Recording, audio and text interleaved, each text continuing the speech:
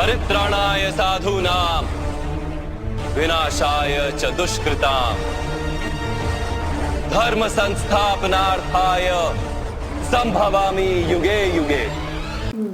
ఇప్పుడు జరాసంధుడి విషయం వచ్చింది కాబట్టి ఇక్కడ కొంతమంది పిల్లలకి మరి ఆ జరాసంధుడి గురించి తెలిసుండకపోవచ్చు.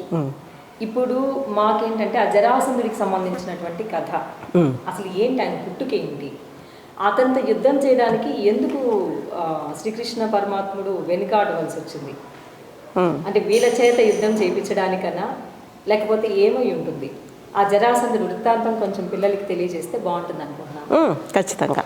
జరాసంధుడు ఎంత బలవంతుడో కాకపోవడము అన్నది విషయము పక్కన పెడితే అసలు అతని పుట్టుకే ఒక విచిత్రం. అందుకని మొట్టమొదట అతని పుట్టుక గురించి చెప్పండి అనేసి శ్రీకృష్ణుడిని ధర్మరాజు అడుగుతాడనమాట. అప్పుడు శ్రీకృష్ణుడు తన ఈ జరాసంధుని యొక్క పుట్టుక యొక్క విచిత్రమైనటువంటి పుట్టుకను గురించి తెలియజేస్తాడనమాట. అదేంటంటే ఒక మగధ సామ్రాజ్యంలో ఒక రాజు పరిపాలిస్తూ ఉంటాడు. అతను గిరివ్రజుడు అనేటువంటి పేరు అనమాట అతనికి. అతను చాలా గొప్పగా పరిపాలన చేస్తూ ఉంటాడు. 2 కవలలను వివాహం చేసుకొని ఉంటాడు. అయినా కానీ ఎన్ని సంవత్సరాలైనా కానీ అతనికి పిల్లలు అనేది పుట్టరు. అప్పుడు చాలా చాలా బాధపడుతూ ఉంటాడు. పుత్రకామేష్టి యాగం చేస్తాడు, ఎన్నో దాన ధర్మాలు చేస్తాడు, పుణ్యక్షేత్రాలన్నీ దర్శిస్తాడు. అయినా కానీ సంతానం కలగలేదు అనేటువంటి ఒక బాధతో అతను ఇంకా అవసరం లేదు మనకి జీవితం అని తన 2 భార్యలతో తీసుకొని అతను అరణ్యాలకు వెళ్ళిపోదాము అని చెప్పి ప్రయాణమవుతాడు. అలా వెళుతూ ఉంటే ఆ ఊరికి ఒక మహర్షి వచ్చి ఉంటాడు. అతను ఒక చెట్టు కింద లేత ఆకులతో ఉండేటువంటి మామిడి చెట్టు కింద కూర్చొని అతను తపస్సు చేస్తూ ఉంటాడు. అతని దగ్గరికి వెళ్ళి, స్వామి నేను ఇట్లా వెళ్ళిపోతున్నాను అని చెప్పి అడుగుతాడు. అంటే ఎందుకు వెళ్ళిపోతున్నావు అంటే, ఇట్లా పిల్లలు కలగలేదు, మాకు విరక్తి అనేది వచ్చేసింది అంటే, సరే అనేసి అతను కాసేపు ధ్యాన ముద్రలో ఉండి తపస్సు చేస్తాడు. చేస్తూ ఉంటే ఒక పండు పైనుంచి మామిడి పండు అతనికి చేతిలో పడుతుంది. దాన్ని తీసుకొని ఆ స్వామీజీ అతనికి రాజుకు ఇస్తాడు. ఈ పండును సేవించినట్లయితే, మీరు తిన్నట్లయితే మీకు పిల్లలు పుడతారు అని చెప్పేసి. సరే అని సంతోషంతో రాజు తీసుకొని వెళ్ళి ఆ పండును 2 భార్యలకు సగం సగము కోసిస్తాడు. వాళ్ళు తిన్న తర్వాత 2 భార్యలు గర్భవతి అవుతారు, నెలలు నిండుతాయి. ఆ తర్వాత వాళ్ళకు ప్రసవం కూడా అవుతుంది. చూస్తే ఇక్కడ ఒక సగం అర్ధము సగం పిండము, ఇంకొక అర్ధం సగం పిండము, ఈ విధంగా 2 భాగాలుగా పుడతారనమాట. ఆ 2 భాగాలు మృత భాగాలుగా పుడతాయి. దాన్ని చూసి భయపడిపోతారు. ఇదేంటి, ఒక కన్ను ఒక చెయ్యి ఒక కాలు, ఇక్కడ చూస్తే ఒక కన్ను ఒక చెయ్యి, ఇదేంటి అసలు ఇలా చాలా విచిత్రంగా ఉంది.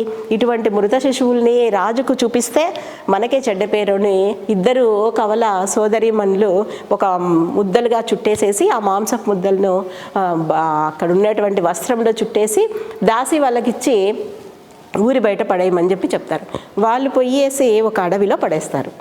అక్కడ ఒక జర అనేటువంటి ఒక రాక్షసి అక్కడ తిరుగుతూ ఉంటుంది. జర అంటే ముసలితనం అని అర్థం. ఆ విధంగా ఆమె అక్కడ తిరుగుతూ అక్కడ ఉండేటువంటి జంతువుల్ని వాటిని చంపి తింటూ ఉంటుంది. అట్లా చూసి ఇక్కడ 2 మాంసపు ముద్దల్ని చూసి, అబ్బా నాకు ఇవి దొరికినాయి అనేసేసి అది తీసుకొని పోయే క్రమంలో ఇలా ఒక చేత పట్టేసుకుంటుంది.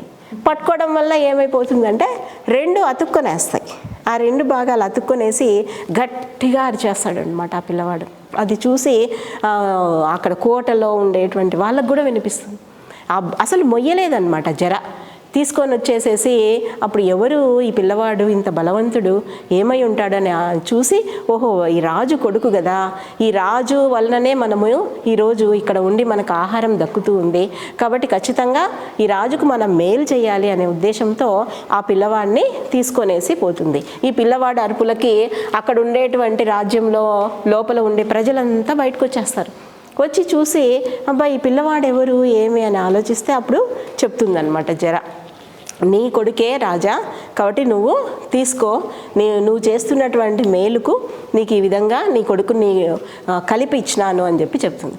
అప్పుడు అతను కూడా సంతోషపడి, నీ పేరుతోనే జరాసంధుడు, కలిపినటువంటి భాగంతో పుట్టినటువంటి వాడు కాబట్టి జరాసంధుడు అనేటువంటి పేరుతో పిలుస్తామని చెప్పి ప్రతి సంవత్సరము ఆ జర ఉత్సవాలను జరపమని కూడా చెప్తాడనమాట. అట్లా ఆ పిల్లవాడు క్రమంగా పెరుగుతూ జరాసంధుడిగా చాలా వీరుడిగా ఎదుగుతాడనమాట. మరి కృష్ణునితో విరోధం ఎందుకు ఏర్పడింది అని ఆలోచిస్తే కృష్ణుని మేనమామ ఎవరు? కంసుడు. ఆ కంసుడిని చంపింది ఎవరు? శ్రీకృష్ణుడు కదా. ఈ కంసుని యొక్క కూతుర్ని జరాసంధుడు పెళ్లి చేసుకొని ఉంటాడు అనమాట. అంటే పిల్లనిచ్చిన మామని చంపింది కృష్ణుడు. అందుకనేసి కృష్ణునితో వైరం అనేది ఏర్పడుతుందన్నమాట. అంతేకాకుండా ఇతనికి 2 స్నేహితులు ఉంటారు, హంసడింబకులు అనేటువంటి స్నేహితులు ఉంటారు. వాళ్ళు చాలా బలవంతులు, వాళ్ళను ఎవ్వరూ ఓడించలేరు. అంతేకాకుండా శిశుపాలుడు అనే అతను కూడా చాలా స్నేహితుడు. శిశుపాలుడి గురించి కూడా తెలుసు. ఎవరైతే అష్టావక్రుగా పుట్టి ఎవరైతే ఎత్తుకుంటే అతనిలో ఉన్న వంకర్లు పోతాయో అతని నుంచే చావు వస్తుంది అనేసి చెప్తే అప్పుడు శిశుపాలుడు మేనత్త అయినటువంటి శ్రీకృష్ణుని మేనత్త అయినటువంటి ఆమెకు పుట్టినటువంటి వాడు శిశుపాలుడు. అతను కూడా చాలా బలవంతమైన రాజు. అతను కూడా ఈ జరాసంధుడికి మిత్రుడు అనమాట. ఈ విధంగా ఈ హంసడింబకులు శిశుపాలుడు కాకుండా జరాసంధుడు కూడా చాలా బలవంతుడు ఉండటం వలన ఈ కృష్ణుడి పైన ఎప్పుడు కూడా దండయాత్ర చేస్తూ ఉంటాడు. అంతేకాకుండా ఈ జరాసంధుడి బలం గురించి ఏం చెప్తారంటే ఒకసారి ఇలా గద విసిరితే 99 యోజనాల దూరం పోయి పడుతుందంట. అంత బలవంతుడంట. కాబట్టి ఇంత బలంగా ఉండటం వలన ఎప్పుడు కూడా కృష్ణుడి పైన యుద్ధం చేస్తూ ఉంటాడనమాట. ఏదో ఒక విధంగా మధురను గెలవాలి అనే ఉద్దేశంతో. అందుకు వాళ్ళు భయపడిపోయేసి సముద్రంలో ఈ రేవత పర్వతం పైన అక్కడ ద్వారకా నగరాన్ని నిర్మించుకొని జీవిస్తూ ఉంటారనమాట అని చెప్తాడు. మరి కృష్ణుడు చంపలేని వాడా అనంటే ఈ ఈశ్వరుడితో జరాసంధుడికి వరం ఉంటుంది. అదేం వరం అంటే మల్ల యుద్ధం ద్వారా మాత్రమే జరాసంధుడిని ఓడించవచ్చు. కృష్ణుడు మల్ల యుద్ధంలో వీరుడు కాదు. అందువలన ఇంక ఎలాగైనా ఇతన్ని ఓడించాలనే ఉద్దేశంతో కృష్ణుడు మొట్టమొదట అతని దగ్గర బలవంతులుగా ఉండేటువంటి హంసడింబకులను చంపేస్తాడు. ఎలా అంటే హంసుడు డింబకుడు అన్నదమ్ములు, వాళ్ళు ఒకరిని విడిచి ఒకరు ఉండలేరు. అటువంటిది వీలు చూసుకొని హంసుడు చనిపోయినాడు అని డింబకుడితో చెప్తాడు. అయ్యో మా అన్న చనిపోయినాడని డింబకుడు చనిపోతాడు. డింబకుడు చనిపోయినాడని హంసుడికి తెలిసి అతను చనిపోతాడు. ఈ విధంగా ఇద్దరు మరణించడం వలన జరాసంధుడు కాస్త బలహీనపడతాడనమాట. అంతేకాకుండా ఈ మధ్యలో అతనికి కొన్ని అపశకునాలు కూడా కనిపిస్తూ ఉంటాయి జరాసంధుడికి. ఓహో మన అంతిమ సమయం ఆసన్నమైంది అని అతను బ్రాహ్మణులు పిలిపించి పూజలు చేస్తూ ఉంటాడనమాట. ఆ విషయం చెప్పి నువ్వు రాజసూయ యాగాన్ని నిర్విఘ్నంగా జరపాలంటే ఈ జరాసంధుడిని సంహరించాలి. ఇప్పుడు జరాసంధుడిని చంపటానికి సరైనటువంటి సమయము అని చెప్పేసేసి ధర్మరాజుకు శ్రీకృష్ణుడు చెప్తాడు.